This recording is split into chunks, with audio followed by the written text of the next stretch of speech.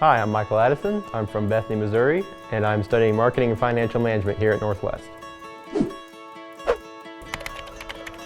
Coming here, I didn't know what exactly I wanted to do yet, and I kind of had this goal in mind of, I'm going to run my own business one day. I've gotten to the point now where the psychological side of marketing is what I'm really interested in, seeing how advertising affects their purchasing decisions, so classes like promotions and consumer behavior and marketing research. Kind of gets into the side of why do people do this, why do they think this way. It's just getting to know people, and the knowledge and those types of things comes with experience. It just has a lot of opportunity that you might be limited in different career fields.